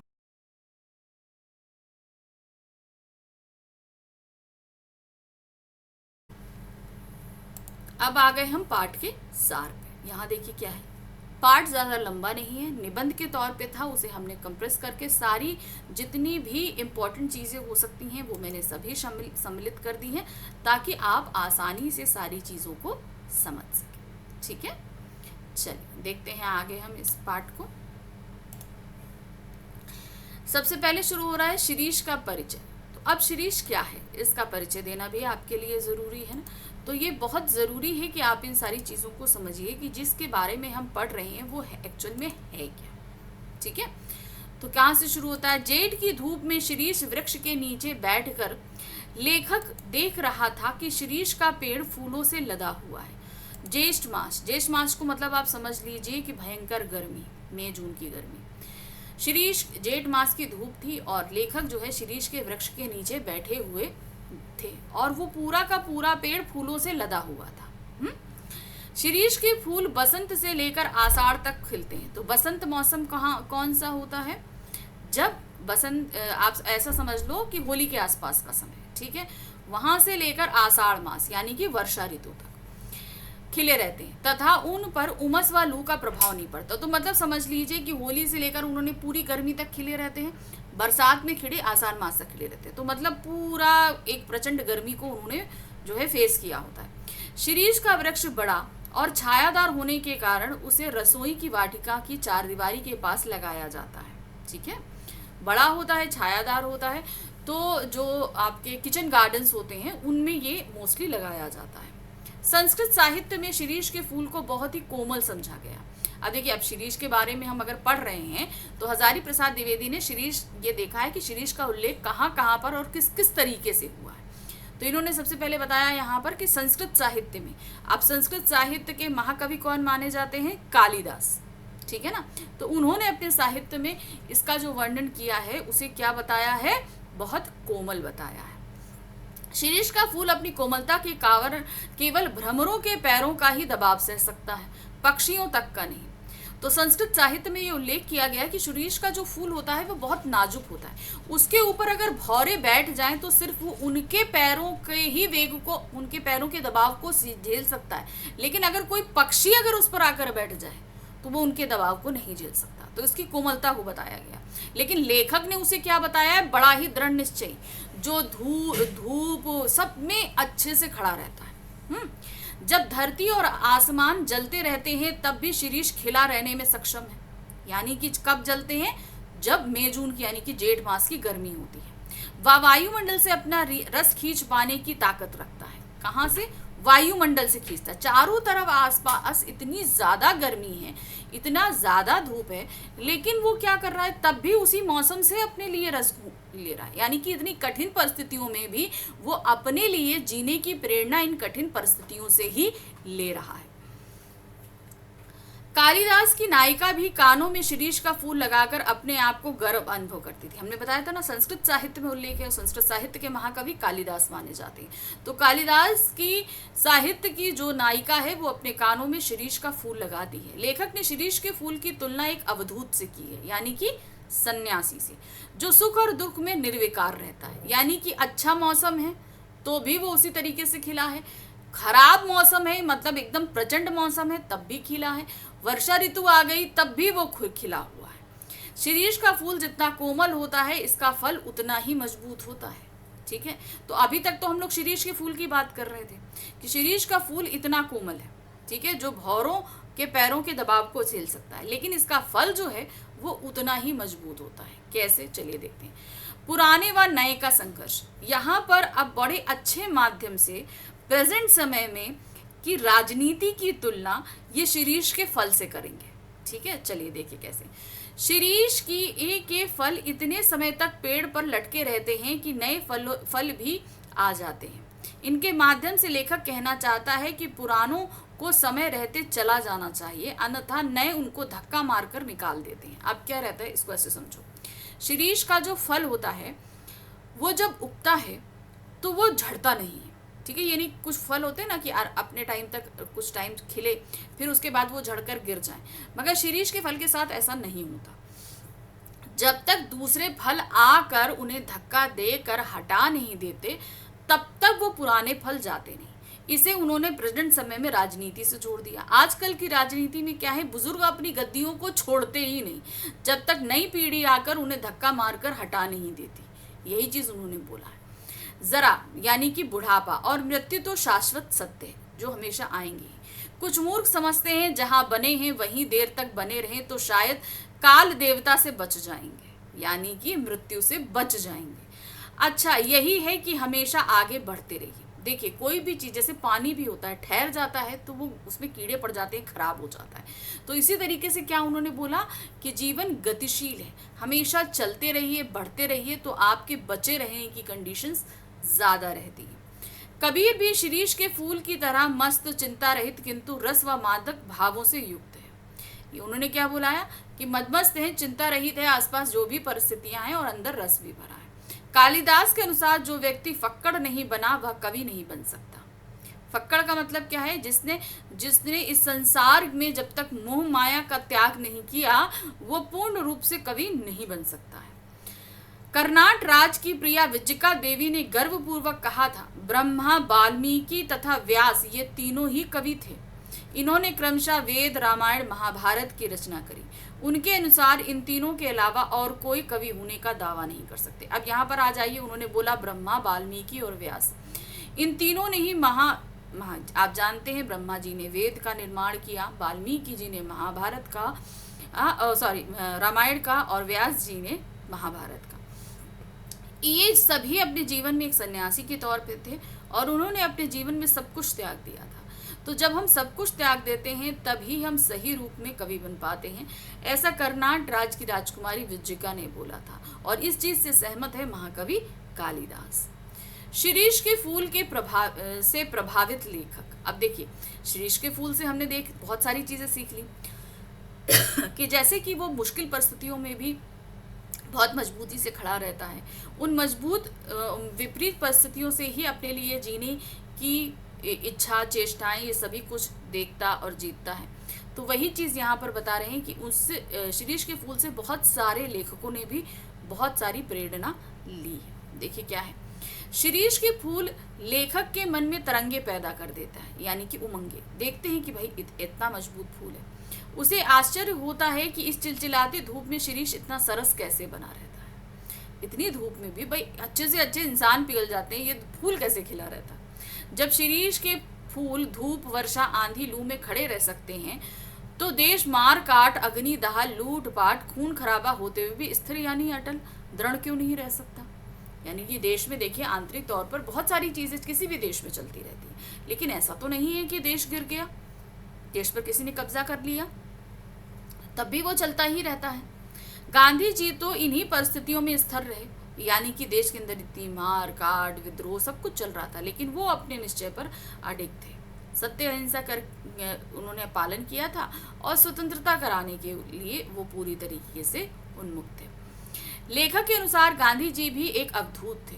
उन्होंने भी शिरीष की तरह वायुमंडल से रस को खींचा था, यानी कि आसपास जो विपरीत परिस्थितियां थी उससे ही उन्हें प्रेरणा मिलती थी कि वो जो कार्य कर रहे हैं उस पर दृढ़ता के साथ आगे चलते रहे। तभी तो गांधी जी इतने कोमल व इतने कठोर एक साथ हो सके। कोमल भी थे और कठोर भी थे।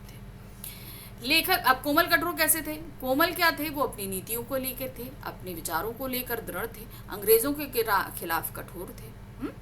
लेखक जब भी शिरीष के वृक्षों को देखता तो उसे कष्ट होता कि ऐसे सन्यासी आज कहाँ मिलते हैं, यानी कि आज के समय में ऐसे लोग कहाँ हैं जो अपने दृढ़ निश्चय में और अपने कठोर व्यवहार से हमारी इन विपरीत परिस्थितियों को सकारात्मक परिस्थितियों में बदल सके। तो ये लेखक का एक अफसोस पाठ के अंत में रह जाता है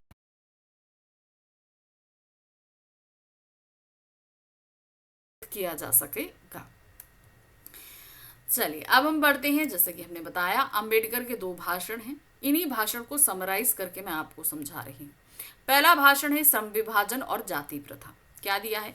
इसके अंतर्गत समाज में प्रचलित जाति को गलत ठहराकर कार्य कुशलता के आधार पर श्रम विभाजन को आवश्यक बताया गया। अब क्या होता था कि पहले के समय में जब जाति प्रथा बहुत ही ज्यादा प्रगाढ़ रूप से फैली हुई थी पूरे समाज में, तो उस समय क्या होता था कि बच्चा अगर माँ के पेट में है तभी ये डिसाइड कर दिया जाता था कि भाई जब ये पैदा होगा, बड़ा होगा, उसके बाद जो है वो जो उसका पुश्तैनी काम है वो वही करेगा। ठीक है, ये नहीं देखा जाता था कि बच्चे के अंदर क्या कुशलता आएगी या वो किस हुनर के साथ पैदा होगा, इस हिसाब से नहीं किया जाता था। क्या करते थे कि मान लीजिए कि अगर किसी कुम्हार के यहाँ उसकी वाइफ प्रेग्नेंट है और उसके पेट में है बच्चा है, तो वो पहले बताते थे कि जब ये पैदा होगा, बड़ा होगा, तो ये कुम्हार ही बनेगा। ये होता था जाति के हिसाब से श्रम का विभाजन।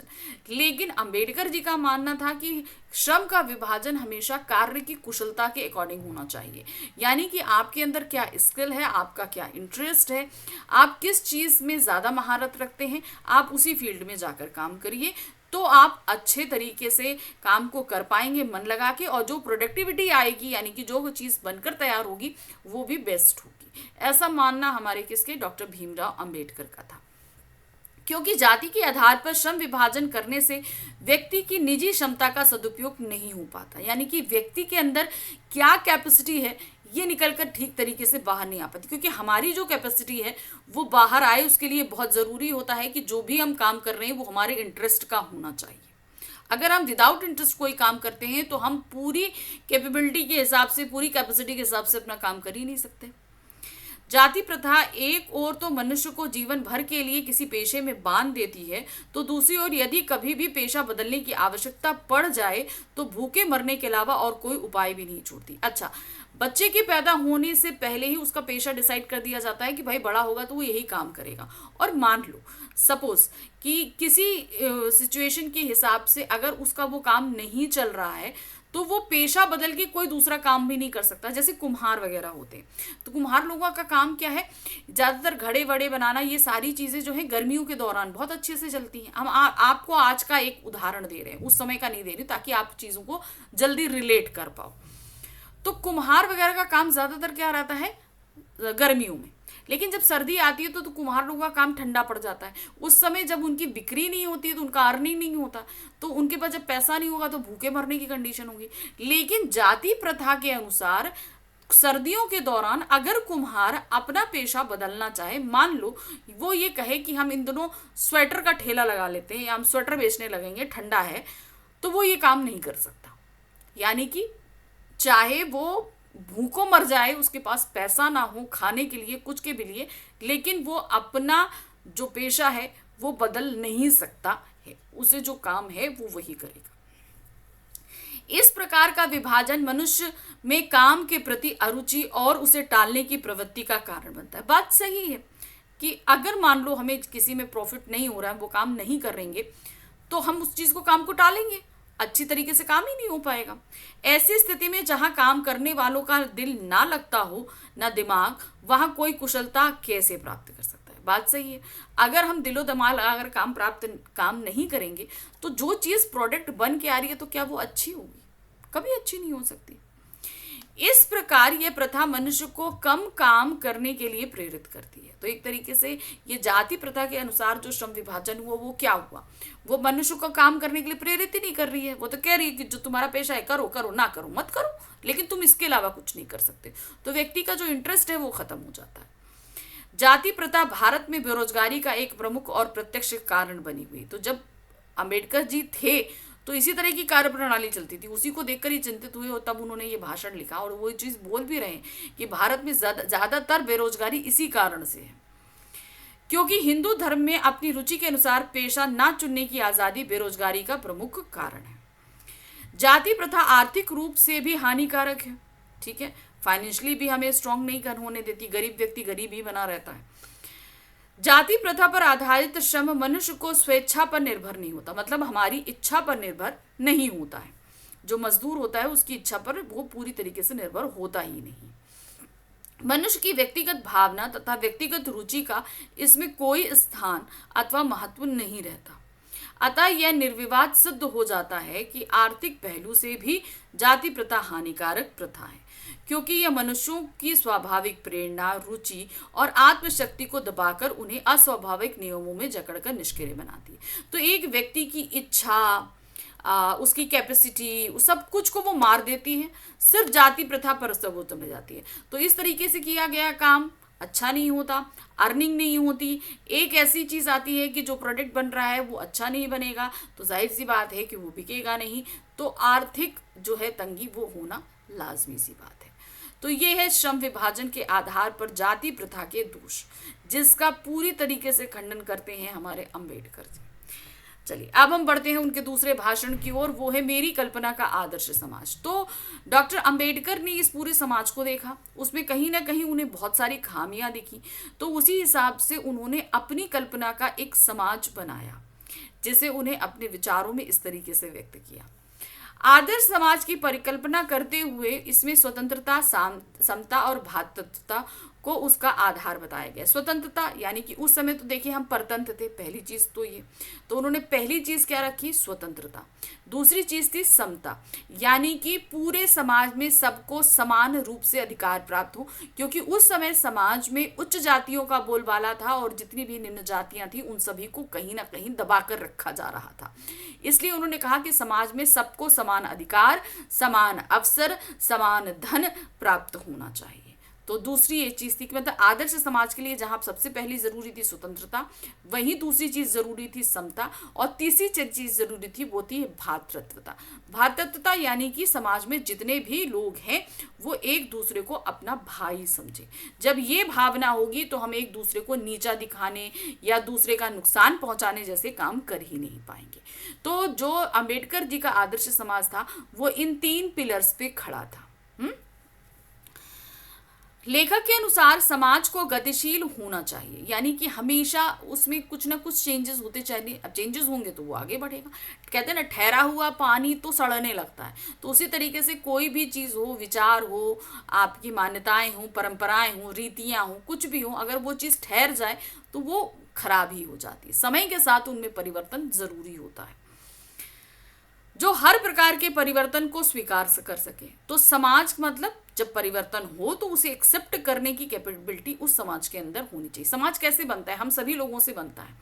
तो हम सभी लोगों के अंदर वो परिवर्तन को अब्जॉर्व करने, एक्सेप्ट करने की कैपेबिलिटी होनी चाहिए।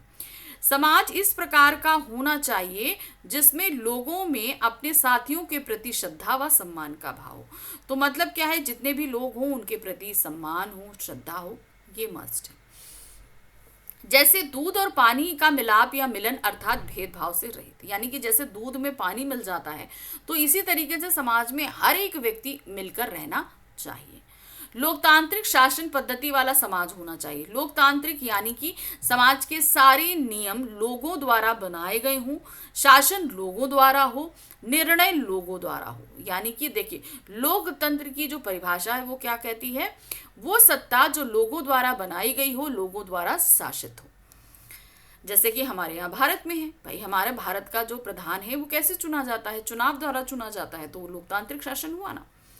जाति प्रथा वाले समाज में अपना व्यवसाय चुनने की भी स्वतंत्रता नहीं होती, तो भाई प्रधान चुनने की स्वतंत्रता कैसे मिलेगी, है ना। इसका अर्थ यह है कि जाति प्रथा के आधार पर समाज को दासता से झगड़ा जाता है। अगर जाति प्रथा समाज में रहेगी तो कहीं ना कहीं एक संप्रदाय दूसरे संप्रदाय को दास बनाकर ही रखेगा। दासता में वह स्थिति भी सम्मिलित है जिसमें कुछ व्यक्तियों को दूसरे लोगों के द्वारा निर्धारित व्यवसाय एवं कर्तव्यों का पालन करने के लिए विवश होना पड़ता है। क्योंकि यहाँ पर भी है कि उच्च जाति लोग वाले डिसाइड करते हैं कि भाई तुम क्या करोगे, हम खुद डिसाइड नहीं करते कि हमको क्या करना है। यह स्थिति कानूनी पराधीनता न होने पर भी पाई जाती है। अगर हम कानूनी रूप से यानी कि अगर हमारा देश स्वतंत्र भी हो जाए तो मतलब ये मानिए कि जब हमारा देश स्वतंत्र हो गया था तो एक्चुअल में ये चीज़ अंबेडकर जी ने बहुत पहले देख ली थी कि अगर हमारे पास कानूनी पराधीनता नहीं है, यानी कि हम कानूनी तौर पर आज़ाद हो जाएं, यानी कि जब अंग्रेजी शासन चला जाएगा तब भी समाज में ये जाति प्रथा रह सकती है। ये एक फैक्ट है, ठीक है, जिसमें वंश परंपरा और सामाजिक उत्तराधिकारी को छोड़कर क्षमता के विकास को प्रोत्साहन देने का बल दिया जाता है। तो वहां पर क्या होती है कि परिवारवाद जो होता है, वंशवाद जो होता है वो नहीं है। कहाँ? आदर्श समाज में। वहां पर क्या है, आपकी क्या कैपेबिलिटी है इस हिसाब से आपको पावर दी जाएगी। आप शासन चला सकते हो तो आप शासन में रहो, आप सेना का अधिकार करके अच्छे से सेना को मैनेज कर सकते हो तो सेना का काम करो, आप पढ़ाई लिखाई अच्छा कर सकते हो तो भाई आप बही खाते संभालो। तो व्यक्ति के क्षमता के हिसाब से उसे कार्य करने को दिया जाएगा। वहां पर वंश परंपरा नहीं होती कि भाई मान लो अगर पिताजी जो हैं वो मंत्री रहे हैं तो हम भी मंत्री रहेंगे, मेरे बच्चे भी मंत्री रहेंगे, उनके बच्चे भी मंत्री रहेंगे। ये से आधार पर काम नहीं होता। एक राजनीतिक के लिए भी व्यवहारिक रूप से यही सिद्धांत होना चाहिए। अगर राजनीतिक है तो भी, और अगर सामाजिक रूप से किसी भी कार्य क्षेत्र में है तो भी उसके लिए यही रूप होगा कि सब मनुष्यों के साथ समान व्यवहार किया जाए। राजनीतिक समान व्यवहार इसलिए नहीं करता क्योंकि उसमें वर्गीकरण और श्रेणीकरण संभव हो जाता है, क्योंकि उसमें क्या है ना, हमको वर्ग में बांटना पड़ता है, श्रेणियों में बांटना पड़ता है। इसलिए अक्सर क्या होता है, राजनीतिज्ञों में ये काम नहीं हो पाता। इस प्रकार समता यद्यपि काल्पनिक जगत की वस्तु है, फिर भी राजनीतिज्ञ के लिए सभी परिस्थितियों को दृष्टि में रखते हुए यही मार्ग सही रहता है, क्योंकि सही व्यवहारिक भी है और यही उसके व्यवहार की एकमात्र कसौटी भी है। तो सही मायने क्या हुआ कि अगर हम इस आधार पर समाज का वर्गीकरण करते हैं तो समाज सही रूप में, आदर्श रूप में आएगा, क्योंकि यहाँ पर हर चीज़ हमारे क्षमता के हिसाब से होगी और क्षमता के हिसाब से होने के कारण धन का वितरण भी समाज में समान रूप से ही होगा। तो यहाँ खत्म हुआ हमारा ये अध्याय। आपको दोनों ही भाषण बहुत अच्छे से समझ में आए होंगे, ठीक है। तो यहाँ हमारी ये बुक तो खत्म हो गई, लेकिन अब हम मिलेंगे अपनी नेक्स्ट बुक के साथ में, यानी कि वृतान भाग 2 के अध्यायों के साथ में। लेकिन तब तक फटाफट चैनल को लाइक, सब्सक्राइब, शेयर कीजिए, और अगर आपको कोई भी क्वेरी है आप कमेंट्स के थ्रू वहाँ पर पहुँच सकते हैं। और टेलीग्राम चैनल जिसका लिंक आपको नीचे डिस्क्रिप्शन में दिया गया है, फटाफट उसे भी ज्वाइन कर लीजिए, क्योंकि इन फ्यूचर अगर आपको नोट्स चाहिए तो आपको इसी टेलीग्राम चैनल के थ्रू ही मिल पाएंगे, ठीक है।